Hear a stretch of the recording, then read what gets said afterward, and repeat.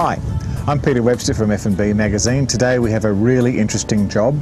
We've got to test the first of the 15 horsepower Parsun two-stroke outboards that have just arrived from China, and needless to say there's a lot of discussion about them in the trade. Our job is to find out how good they are, how they perform. Today we're going to run the fuel consumption trials with F&B's unique fuel metering bottles.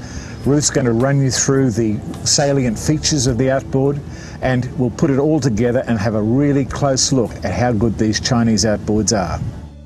It's a 15 horsepower two-stroke, so it's quite a lot lighter. We've discovered this already when we lifted it on the dinghy. It's about 36 kilos, which is quite good for a 15 horsepower. The normal sort of fuel fittings that we're familiar with, fuel line, red tub, and we'll see how it all goes. Kill switch, same as usual, just pop that on there. Then we've got the throttle, just same as usual, plus throttle adjustment, which is quite good. Steering adjustment under here, choke, forward, neutral, reverse, the gear shift. We've turned the boat round so we can see the rest of the controls. The shallow water drive's what we're interested in.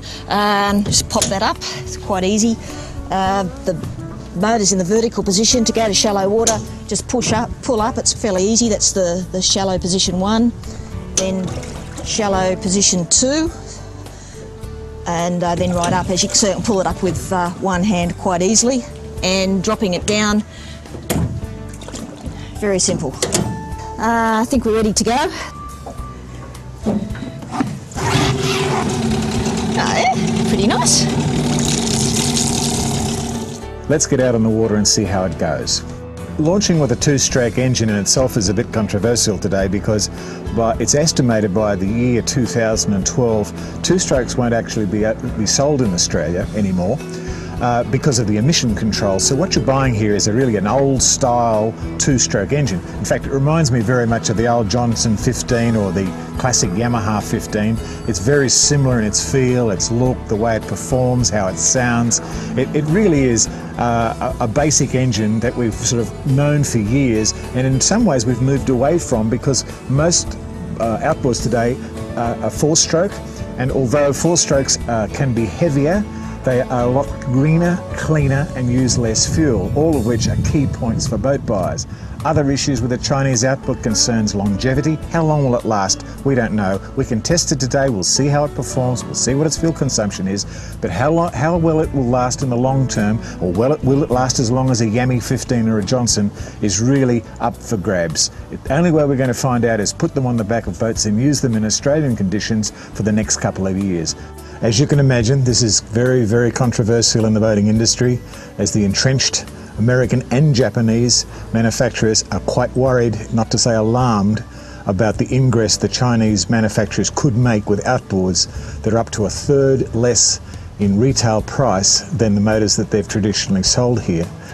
Our job today was to put it to the test, which we've done using the Horizon 3.55, a classic Australian tinny that is almost the perfect size for a 15 horsepower outboard.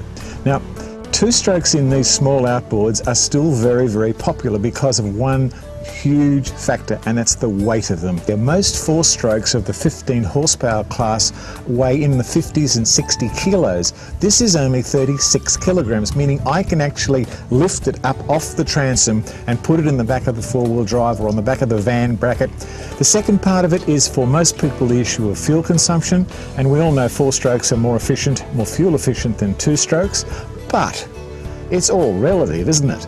The difference between this two-stroke and anybody else's four-stroke is only about 20%. 20% is about that much in a two-stroke to a four-stroke, because the engines themselves hardly use any fuel. It comes back to the issue of weight. If you can't lift it onto the transom, who cares what the fuel consumption is, because you're not going to go boating. Is it any good? Well, we found out today that it is, quite frankly, right up there with the best of them. And as you'll see in the video, it performs extremely well. Now, we need to run it for 2 or 3 years before we can say to you with any certainty that this is as good as, you know, the other brand. But at first blush, looking at this very cynically, with a big question mark hanging over it, we have to say it performs very well, it's very well built, it's extremely well finished, it's got all of the toys we look for in an outboard motor, and the price is unbelievable.